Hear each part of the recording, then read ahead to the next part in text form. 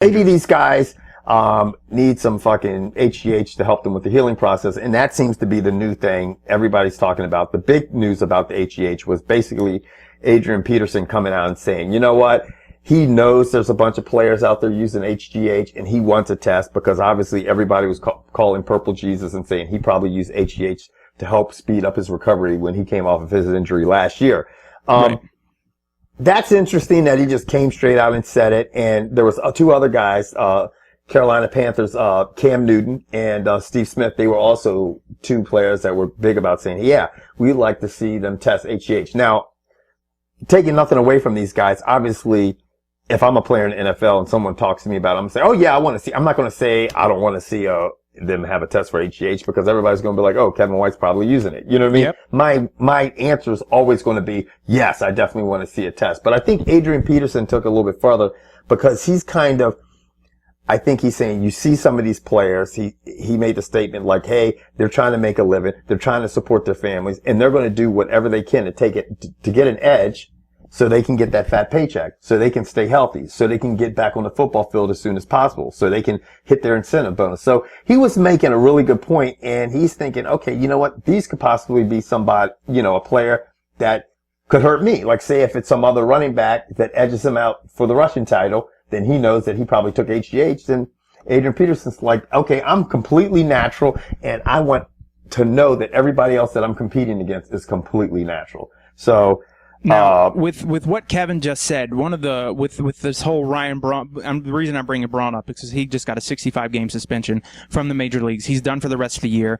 This cryogenesis lab or whatever, this youth clinic down in Miami, and finally, one of the news people said what I think Kevin and I have thought and brought up and said for the longest time.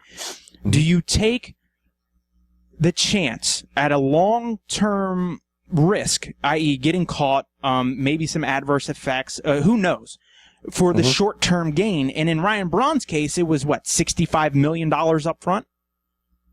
So if I inject myself with these drugs, play 1 year, and no one's really caught me yet, and the next year they're going to tell me I'm going to give you $65 million on top, and then on top of that I'm going to extend your contract. Do you take that risk? Finally, a reporter said, is the risk worth the reward?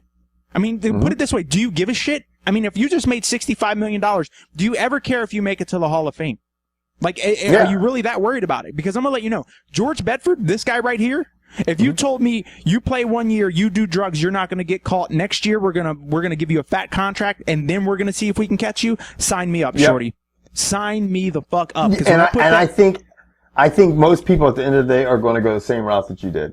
You know, I mean, I look at Jarvis Jenkins, who's a lineman for the Washington Redskins. He just got a 4-day suspension. You're seeing a lot of these guys getting these 4-game suspensions. Though, wasn't it? Huh? His was for weed. Was it? I'm not sure. I'm pretty sure his was for weed, which to me makes no fucking sense. I don't want to get that high. Yeah. You know what? Maybe you're right. 40,000, 50,000, 104. I mean, 4 game checks. He's missing 4 game checks for weed. Yeah. And I've never smoked weed that good.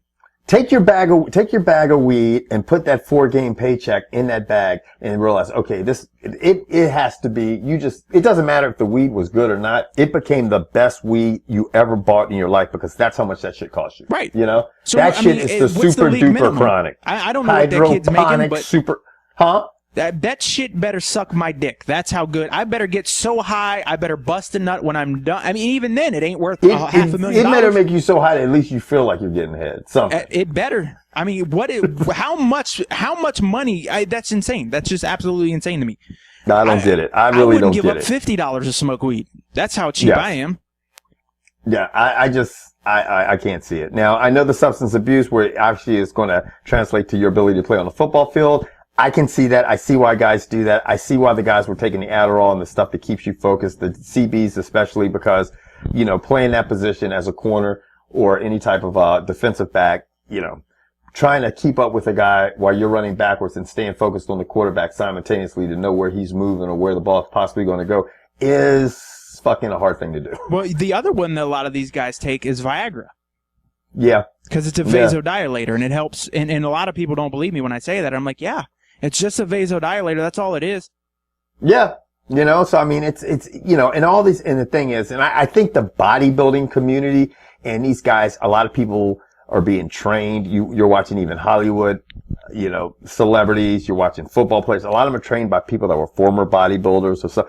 The bodybuilding community, that is such a culture sport, and they are always, I'd say literally 7 to 10 years ahead of the curve. Like, they know everything that's going to make you perform better. I mean, put on muscle, speed, everything. They're always ahead of the game. Because they're basically, I mean, you got to be almost a scientist to compete in that sport. Yeah.